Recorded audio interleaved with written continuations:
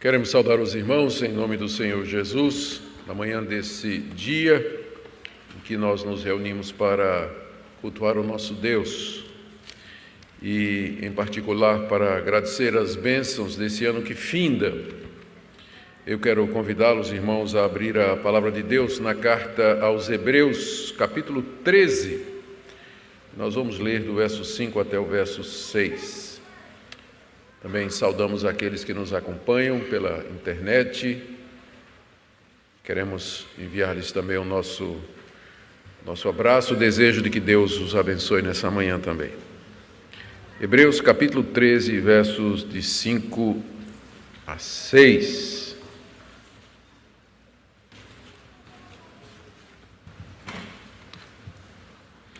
Seja a vossa vida sem avareza. Contentai-vos com as coisas que tendes, porque ele tem dito: de maneira alguma te deixarei, nunca jamais te abandonarei. Assim afirmemos confiantemente: o Senhor é o meu auxílio, não temerei. Que me poderá fazer o homem?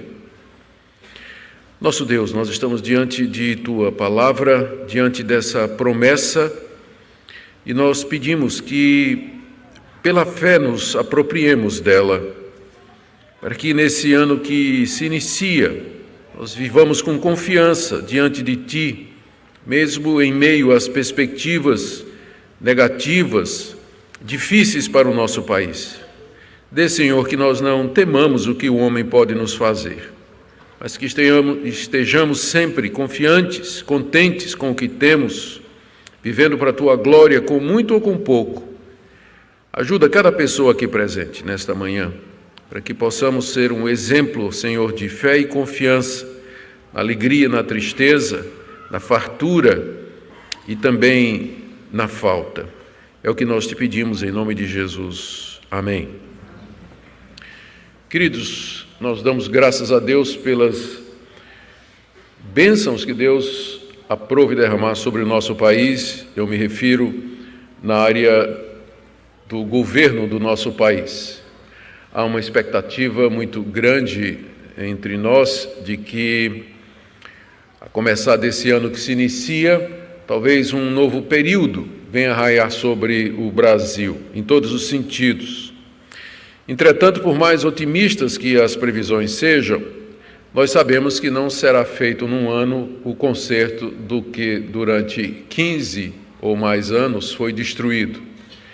E ainda há um longo tempo pela frente de recuperação econômica, de recuperação das nossas instituições, da nossa segurança, de mais oportunidades de trabalho, de bons empregos, de bons salários. Por mais otimistas que nós sejamos, nós sabemos que mesmo que Mertiolate vai voltar a arder na era Bolsonaro, isso não vai acontecer da noite para o dia. Levará um tempo, não é? E passamos de ano e entramos no ano novo com, por um lado, expectativas e, por outro, com o coração resguardado diante daquilo que os técnicos e os especialistas na área nos dizem, de que não vai ser da noite para o dia a melhora financeira e econômica que o nosso país tanto almeja. Podemos esperar problemas na área da inflação, problemas em termos de depressão econômica, a contínua falta de emprego, talvez uma crise política, agravamento de problemas sociais, instabilidade em todas as áreas. Enfim, nós conhecemos o suficiente da história do mundo e do nosso país para saber que, na verdade, ninguém pode ter certeza de absolutamente nada para o ano que vem. A única certeza é que Deus reina e que Ele é o Senhor de tudo e de todos. Essas expectativas, elas podem abalar a vida das pessoas, especialmente os cristãos, e nós corremos o risco de esquecer os padrões, as promessas e os valores cristãos, conforme nos são apresentados na Palavra de Deus. O texto que eu li para os irmãos é uma exortação que foi feita a um grupo de crentes em Jesus do primeiro século que passava por expectativas parecidas, embora num contexto diferente. Se trata de judeus que haviam se convertido a Cristo e que estavam sendo perseguidos e hostilizados pelos seus patrícios. Isso era muito comum no século I. Quando um judeu se convertia, ele era perseguido pela sinagoga, pela própria família, pelo sinédrio, por todos aqueles que o conheciam. O livro de Atos nos traz vários relatos desse tipo de perseguição. E essa perseguição não era apenas verbal, não era apenas agressões orais, palavras, xingamentos, mas eram ameaças bem concretas e que terminavam, às vezes, na perda de bens materiais, a perda de emprego, a diminuição, o boicote dos seus negócios, perda de bens, algumas vezes prisão, tortura e, eventualmente, até a morte. E a razão pela qual essa carta foi escrita é que o autor dela temia que, debaixo de tanta pressão vindo de todos os lados, esses cristãos desanimassem e voltassem ao judaísmo, abjurando da fé em Cristo, apostatando do Evangelho. O alvo da carta, então, é encorajar esses irmãos a permanecer firmes no meio de todas as dificuldades que eles estavam enfrentando e que ainda haveriam de enfrentar. Não somente a perseguição, mas com a perseguição, a perda da segurança financeira, a perda do ganha-pão, do sustento, daquilo que era necessário para a vida. Eu creio que, por esse motivo, essa carta, particularmente essa passagem, ela pode ter uma aplicação para nós que hoje encerramos eclesiasticamente o ano de 2018. Não é claro que ainda temos amanhã, mas em termos eclesiásticos de igreja, nós estamos encerrando hoje a 2018.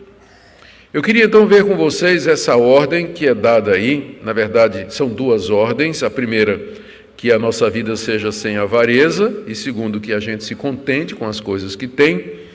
Depois, ver a base em que essa ordem é dada, que é uma citação do livro de Deuteronômio, uma promessa de Deus de que jamais nos abandonará.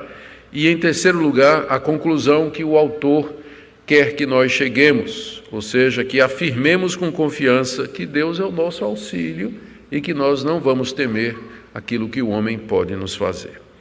Então, em primeiro lugar, essa ordem que está aí, esse mandamento, essa exortação, no início do verso 5, seja a vossa vida sem avareza, contentai-vos com as coisas que tendes. São dois mandamentos, é um mandamento com duas partes. O que chama a atenção logo de saída é o fato de que a Bíblia traz mandamentos e exortações para os cristãos. É sempre importante lembrar isso, porque como reformados, como pessoas que creem na soberania de Deus e no controle absoluto de Deus, às vezes o nosso coração pergunta se há espaço para alguma decisão minha ou para alguma ação da minha parte. Eu me lembro, logo depois da minha conversão, e particularmente quando eu descobri a fé reformada, que durante pelo menos um ano eu fiquei como que paralisado. Eu não sabia se esperava Deus tocar o meu coração para orar ou se eu orava mesmo não tendo vontade. Se eu orasse não tendo vontade, será que Deus iria aceitar aquela oração? Ela não seria o fruto da carne? Eu sabia que devia deixar determinado pecado, mas eu não estava sentindo de Deus nenhum toque para que eu deixasse aquele pecado. Eu deveria deixar? E se eu deixasse sem sentir o toque de Deus, seria pelo motivo errado? Ou eu tinha que esperar que Deus tocasse o meu coração e abrisse os meus olhos? Não tinha vontade de ler a Bíblia. Ia esperar Deus me dar vontade de ler a Bíblia ou ia ler a si mesmo? Então, durante mais ou menos um ano, né, e eu creio que isso acontece muito com o pessoal que descobre a fé reformada e a soberania de Deus, ele fica meio que paralisado. Qual é a minha parte e qual é a parte de Deus? Os autores bíblicos não têm o menor problema com isso. Eles se dirigem aos seus leitores trazendo exortações, mandamentos, ordens e dizendo: faça isso e faça isso. Nós não temos que esperar sentir de Deus alguma coisa ou um toque de Deus no coração, um sentimento, um sonho, uma visão, para fazer o que a Bíblia diz que a gente tem que fazer. Na maioria das vezes é quando nós resolvemos obedecer que vamos sentir alguma coisa, ou que vamos experimentar alguma coisa. Você não pode guiar uma bicicleta se ela está parada. Ela tem que estar rodando para você guiar. Então, é significativo que haja essas instruções para nós. Significa que há alguma coisa que nós temos que fazer e que podemos fazer e que é o nosso dever começar a fazer no momento em que nós entendemos o que é que Deus pede de nós. E aqui está muito claro, são duas coisas. A primeira delas, Deus aqui, a palavra de Deus aqui nos diz que nós devemos fugir da avareza, não devemos ser avarentos, não devemos ter amor ao dinheiro, não devemos nos apegar aos bens materiais. E eu não preciso esperar uma revelação ou um anjo do céu para me levar a fazer isso, mas é alguma coisa que na hora que eu compreendo, eu tenho que fazer imediatamente. E continuando, ele diz: contentáveis com as coisas que tendes, ou seja, sejam felizes com o que vocês têm.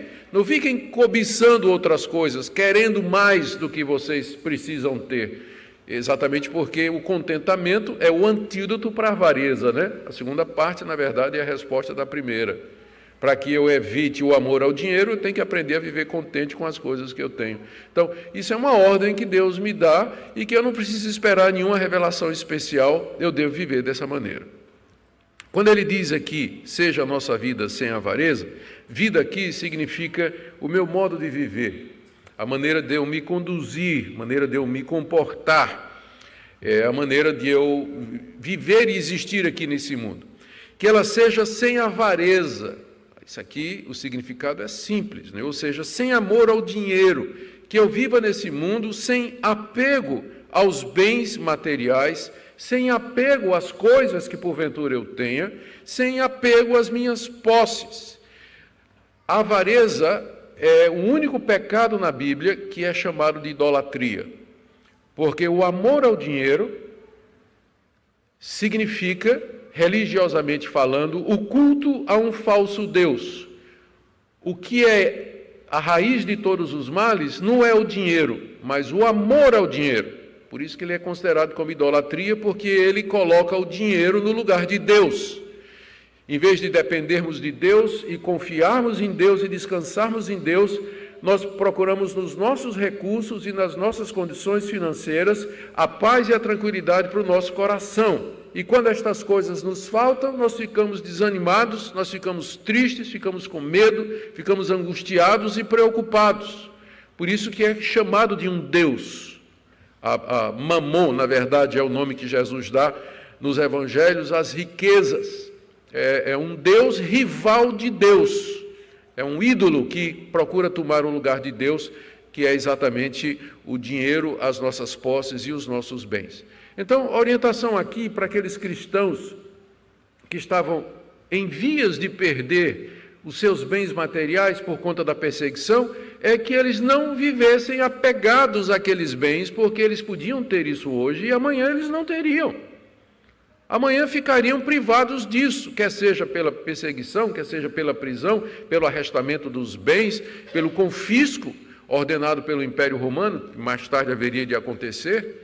Por isso, então, a nossa vida tem que ser uma vida desapegada. Nós não podemos viver apegado às coisas que nós temos. Muitos cristãos são extremamente apegados aos seus bens, ao seu carro, ao seu conforto, ao seu apartamento, à sua casa de praia, ao seu celular.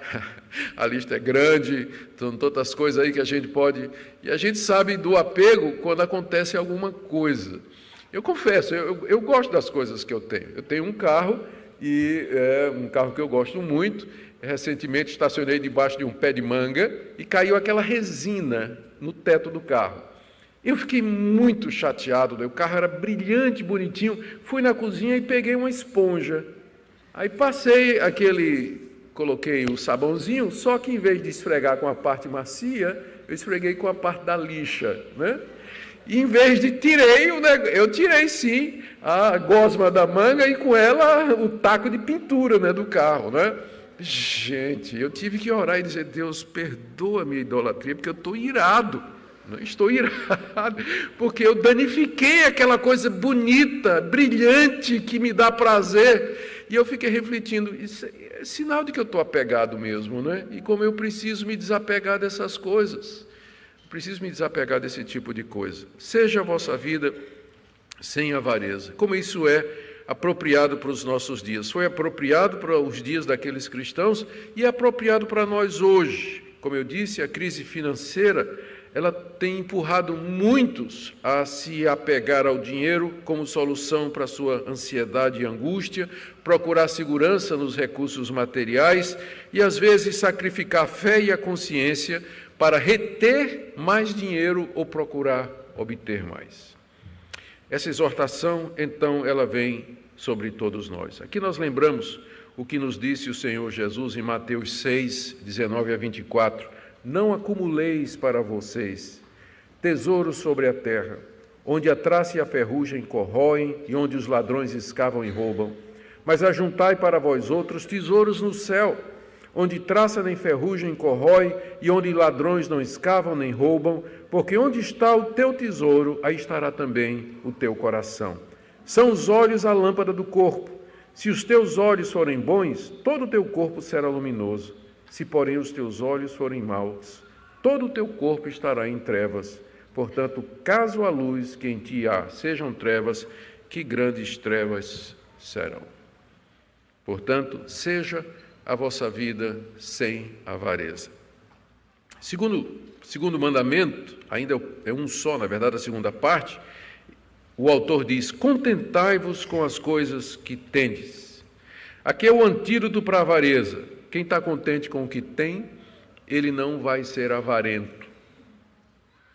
Quem está contente com o que tem, não será avarento. As coisas que tendes são os recursos necessários para manter a vida. Não é? Na 1 de Timóteo, capítulo 6, de 7 a 8, Paulo diz assim, nada temos trazido para esse mundo, nem coisa alguma podemos levar dele. Tendo sustento e com que nos vestir, estejamos contentes. Quando ele diz aqui, contentai-vos com as coisas que tendes, ele está se referindo àquelas coisas que são básicas para que nós tenhamos nossa existência aqui. Tendo que comer e com que vestir, estejamos com isso contentes. Muitos de nós, porém, já nos acostumamos a um determinado padrão de vida, e não tem nada errado ter coisas boas, ter conforto e tudo mais, mas o problema é que nós nos acostumamos com um certo padrão de vida que cria descontentamento infundado e pecaminoso às vezes. Se não tiver 2 tipos de carne na mesa, não teve almoço. Ficar sem ar-condicionado e ter um ventilador, nunca. Roupa nova tem que ter sempre. Andar de ônibus é para pobre. Celular tem que ser de último modelo. E assim nós vamos nos acostumando a determinadas coisas. E quando elas nos faltam, a gente reclama, a gente murmura e o contentamento vai embora. Contentamento, de fato, é uma rara joia cristã. Você encontrar um crente que ele é contente com as coisas que ele tem. E que não almeja coisas grandes demais. Não é que ele não tem planos, não tem alvos para a vida, mas o coração dele não está nisso. Contentamento é uma joia rara. Lucas 3,14, Jesus respondeu aos soldados que tinham perguntado para ele, o que é que nós fazemos? Nós cremos no Senhor, o que é que a gente tem que fazer? Resposta de Jesus, não cobrem mais do que o estipulado. Ele disse, a ninguém maltrateis, não deis denúncia falsa e contentai-vos com o vosso salário. Disse Jesus isso para os soldados, né? Eu acho que disse para todo mundo, né? Contentai-vos com o vosso salário. Filipenses capítulo 4, de 11 a 13, Paulo disse, aprendi a viver contente em toda e qualquer situação, tanto sei estar humilhado, como também ser honrado. De tudo e em todas as circunstâncias já tenho experiência, tanto de fartura como de fome, assim de abundância como de escassez. Tudo posso naquele que me fortalece. Esse é um versículo dos mais erroneamente interpretados hoje. Já vi esse versículo, tudo posso naquele que me fortalece, como lema de uma campanha de vitória. Tudo posso naquele que me fortalece, ou seja, eu posso ganhar um carro do ano, eu posso ter o meu apartamento, eu posso melhorar o meu salário, eu posso ter o meu próprio negócio, tudo posso naquele que me fortalece. Como sempre, texto fora de contexto é pretexto. Esse versículo, Paulo está dizendo simplesmente o seguinte, quando ele diz, tudo posso naquele que me fortalece, ele está dizendo que eu posso inclusive viver sem ter nada. Posso viver pobre, porque eu já sei viver contente em toda situação. Tudo posso aqui, eu posso viver contente em toda e qualquer situação. É uma das virtudes mais raras do cristianismo, é o contentamento. Que o Senhor nos dê esse contentamento, simplicidade com as coisas básicas para a nossa vida, para que nós aprendamos a viver sem avareza. Seja a vossa vida sem avareza, contentai-vos com as coisas que tendes. Agora, o segundo ponto é a causa para essa exortação. Aqui o autor se baseia numa promessa que Deus fez ao seu povo, que está lá em Deuteronômio 31, do verso 6 ao verso 8, eu vou ler para vocês. Palavra de Deus através de Moisés ao povo de Israel: sede fortes e corajosos, não temais nem vos atemorizeis diante deles. Eles aqui eram os inimigos na terra prometida que precisavam ser conquistados. Porque o Senhor vosso Deus é quem vai convosco, não vos deixará, nem vos desamparará. Chamou Moisés a Josué e lhe disse na presença de todo Israel: sê forte e corajoso, porque com esse povo entrarás na terra que o Senhor, sob juramento, prometeu dar a teus pais, e tu os farás herdá-la. O Senhor é quem vai adiante de ti. Ele será contigo, não te deixará, nem te desamparará, não temas, nem te atemorizes. O autor da carta aos Hebreus pegou essa passagem e passou para os seus leitores, judeus cristãos perseguidos, dizendo: vivam sem avareza, sejam contentes com os que você tem, porque Deus disse, de maneira alguma te deixarei, nunca jamais te abandonarei. Ele está citando o livro de Deuteronômio e dizendo que aquela promessa que foi feita à nação de Israel, ela vale para a igreja cristã, vale para os judeus a quem ele escrevia e, portanto, vale para nós hoje. É uma palavra atual, é uma promessa direta para nós. E é interessante que essa expressão, aqui no final do verso 5, de maneira alguma te deixarei, nunca jamais te abandonarei, é uma negativa quíntupla. Se você for ler literalmente no grego, ela está dizendo assim: não te deixarei, duas, né? Não te deixarei, nunca jamais te abandonarei. 5 negativas no grego. É a única vez na Bíblia que aparece isso, reforçando e enfatizando e destacando o peso dessa promessa. Não, nunca, jamais eu desampararei vocês. Eu não deixarei vocês. Portanto, fiquem contentes com o que você tem. Viva sem avareza. Não se apegue aos seus bens materiais, porque eu sou o sustento de vocês. Sou eu quem garante a vida de vocês aqui nesse mundo. E que eu estarei com vocês em toda e qualquer circunstância.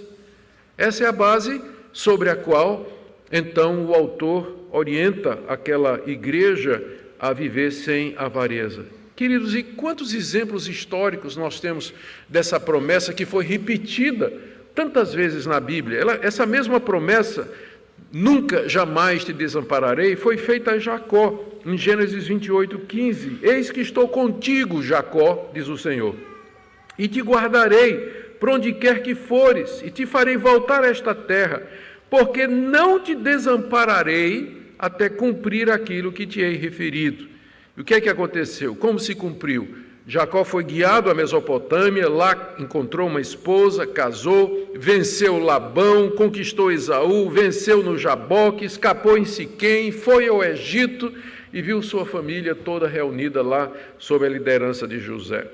Essa mesma promessa foi feita a Josué, capítulo 1, verso 5. Ninguém te poderá resistir todos os dias da tua vida. Como fui com Moisés, assim serei contigo. Não te deixarei e nem te desampararei. E o que é que aconteceu? Josué atravessou o Jordão, conquistou a terra, derrotou nações e viu a promessa de Deus se cumprir sobre ele. Foi feita a Salomão a mesma promessa. Primeiro livro das Crônicas, 28:20. Disse Davi a Salomão, seu filho: sê forte e corajoso, faze a obra, não temas nem desanimes, porque o Senhor teu Deus há de ser contigo, não te deixará e não te desamparará. Essa mesma promessa é para nós, de que o nosso Deus não nos deixará e Ele não nos desamparará. O autor de Hebreus, como eu disse, aplicou a sua época e podemos com segurança nos apoiar nessa promessa, e ela é a base na nossa vida para viver sem amor ao dinheiro, viver sem avareza, sem ansiedade e sem angústia, viver contentes com o que temos, pois Deus é a nossa herança. E se viermos a sofrer financeiramente, ou com doença, ou qualquer outra coisa, nós temos convicção de que o Senhor estará conosco, nos dando paz, conforto e vida eterna. Deixe-me passar para o último ponto agora, que é a inevitável conclusão que o autor chega. Ele deu a ordem, no verso 5, para que nós vivêssemos contentes, sem avareza. Ele deu a base para essa nossa confiança, que é a promessa de Deus, baseada numa negativa quíntupla, de que Ele nunca nos deixará, nunca nos abandonará. E agora, então, ele chega à conclusão, no verso 6, ele diz aos seus leitores: assim afirmemos confiantemente, o Senhor é meu auxílio, não temerei o que me poderá fazer o homem. Aqui é uma citação do Salmo 118, versículo 6, que eu vou ler aqui. É um salmo de Davi. Davi escreveu assim: em meio à tribulação invoquei o Senhor, e o Senhor me ouviu e me deu folga. O Senhor está comigo, não temerei o que me poderá fazer o homem. Quando Davi escreveu estas palavras, foi no contexto de perseguição. Ele estava acossado pelos seus inimigos. Então, Deus lhe deu vitória quando Davi clamou. E ele escreve esse salmo dizendo que em meio à tribulação, ele invocou o Senhor, e o Senhor o ouviu e lhe deu folga. E aí então ele conclui: o Senhor está comigo, eu não temerei, o que o homem pode me fazer? O peso dessa passagem é o contraste entre o homem e Deus. O que o homem pode fazer se Deus está comigo? Se Deus é por nós, quem será contra nós? Se Deus é o meu auxílio, se Ele prometeu que não vai me deixar, que Ele não vai me desamparar, o que o homem pode me fazer? Tirar a minha vida no máximo. Ele pode tirar o meu salário, tirar a minha casa, tirar o meu carro, tirar o meu conforto, tirar a minha aposentadoria, pode sequestrar a minha poupança, como já foi feito há alguns anos aqui no Brasil. O que o homem pode me fazer? Porque o meu auxílio é Deus, e Deus é maior do que o homem. Se nós vivemos assim, confiados em Deus, olhando as coisas na devida proporção, a proporção é essa: o que é o homem, o que são as pessoas, o que é o governo, o que são as autoridades, o que são as nações comparadas com Deus. Se nós vivermos dessa perspectiva, nós viveremos um ano de tranquilidade, de confiança, em paz, no meio das tribulações que certamente virão, das dificuldades que vão acontecer. Mas, porém, se nós não confiarmos nessas coisas, vivermos com avareza e descontentes, então a nossa vida será uma vida marcada pela angústia, pela aflição, pela ansiedade, pelo desânimo, pelo desespero e, em casos extremos, até com a perda da vontade de viver. Essa afirmação de que Deus é o nosso auxílio e que o homem nada pode fazer. Talvez aqui o melhor comentário seja o de Paulo, em Romanos 8, 31 a 39, que todos nós conhecemos bem. Que diremos, pois, à vista dessas coisas? Se Deus é por nós, quem será contra nós? Aquele que não poupou seu próprio filho, antes por todos nós o entregou, porventura não nos dará graciosamente com ele todas as coisas? Quem tentará acusação contra os eleitos de Deus? É Deus quem os justifica. Quem os condenará? É Cristo Jesus quem morreu, ou antes quem ressuscitou, o qual está à direita de Deus e também intercede por nós. Aí vem: quem nos separará do amor de Cristo? Será tribulação, angústia, perseguição, fome, nudez, perigo, espada?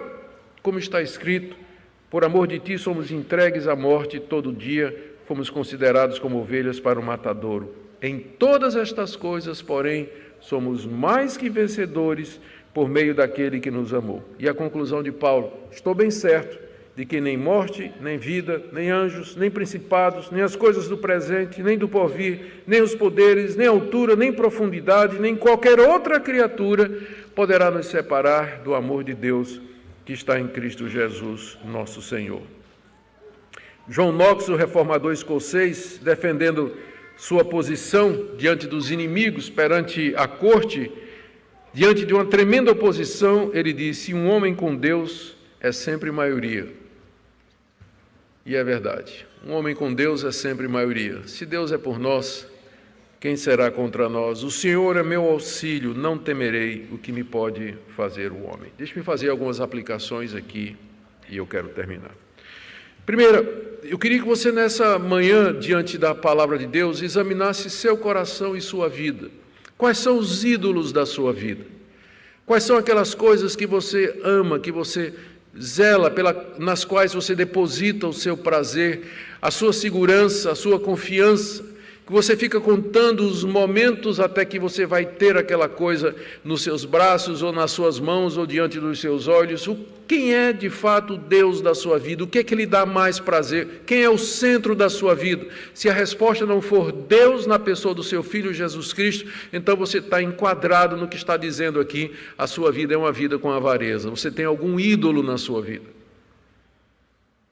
Deus não nos divide com ninguém. Nós não podemos servir a dois senhores. Ou nos dedicaremos às riquezas, e com as riquezas quero dizer as coisas aqui desse mundo, ou então Deus terá o primeiro lugar em nossa vida. Buscai primeiro o reino de Deus e a sua justiça, e todas as demais coisas serão acrescentadas. Quem é o Deus da sua vida? Quem tem o primeiro lugar na sua vida? Segunda aplicação. Diga com toda franqueza diante de Deus: a sua vida é uma vida com contentamento. Você é uma pessoa contente? Você está feliz com as coisas que você tem? Você está satisfeito? Eu sei que às vezes é difícil, às vezes a gente passa apertado, mas ainda assim você é capaz de, diante de uma mesa na hora do almoço, onde tem apenas um pouquinho de comida, ou às vezes quase nada, você ainda render graças a Deus e dizer: Deus, eu te agradeço por isso, porque em países da África milhares de crianças estão morrendo por ano sem ter absolutamente nada para comer, e eu ainda tenho aqui uma colher de arroz. Há contentamento em nosso coração com as coisas que nós temos. Terceira coisa, você é capaz de receber essas promessas e viver por elas, descansar o seu coração quando chega aquela conta, quando chega aquela cobrança, quando chega aquela demanda. Você consegue confiar em Deus e descansar em Deus, sabendo que Deus não vai lhe desamparar e que Ele vai cuidar de você e que Ele é o seu auxílio, o seu protetor. Resolva agora que nesse ano você vai confessar sua incredulidade a Deus, seu apego aos bens materiais, à avareza, que você vai confiar nele, nas promessas dele, como você sempre deveria ter feito, e que você vai entregar a ele completamente a sua vida e vai dizer: Senhor, Tu és o meu bem aqui nesse mundo. Eu tenho a Ti somente, Tu és o meu tesouro, Tu és a razão da minha existência, eu quero viver para a Tua glória.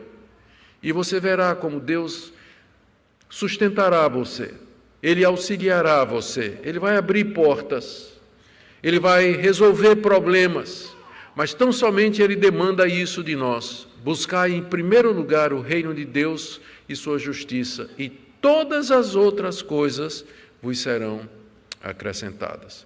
Que Deus nos permita, irmãos, que nós vivamos uma vida sem avareza, uma vida de contentamento, confiado nas promessas de Deus, e que nós sejamos um exemplo para essa população sofrida, angustiada, iludida da nossa nação, que deposita as suas confianças no governo, em propostas financeiras e políticas, e são sempre decepcionadas, como a história mostra, enquanto que nós, como povo de Deus, podemos confiar naquele que é a rocha e que nunca decepcionou os que temem o seu nome.